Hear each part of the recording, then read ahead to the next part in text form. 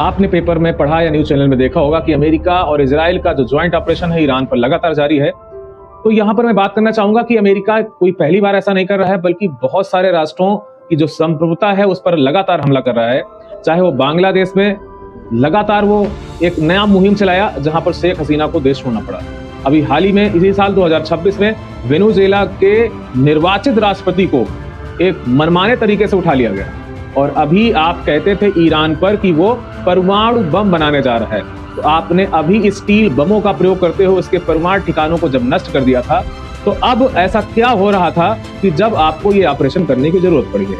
इसका मतलब है कि उन देशों पर आप हमला करेंगे जहां पर आपके अनुसार सत्ता के प्रमुख नहीं होंगे, आप उनके इंटरनल मैटर पर हस्तक्षेप करेंगे।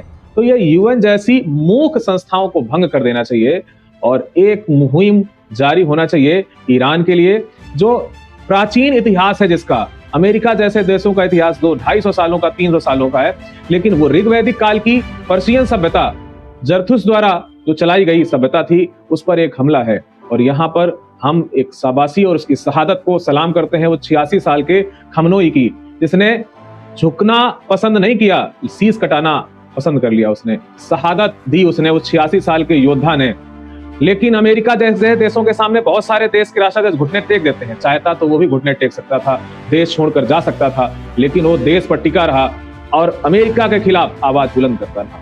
ईरान एक बेहद महत्वपूर्ण पार्टनर है भारत के लिए, तो यहाँ पर बहुत सारे प्रभाव जो हैं वो भारत और पूर्वी एशियाई के देशों पर पड़ेंगे अगर ये युद्ध लंबा खिंचता है। अब यहाँ देखने वाली बात है कि चीन और रूस की भूमिका क्या होती है और भारत किस पलड़े की ओर बैठता है। ये बेहद महत्वपूर्ण हो जाता है। यहाँ पर आगे की जानकारी के लिए फिर हम अगले वीडियो पर पूरा डिस्क्राइब करके देंगे आपको कि क्या मामला है। तब तक जुड़े रहिए वेदांत परिवार से।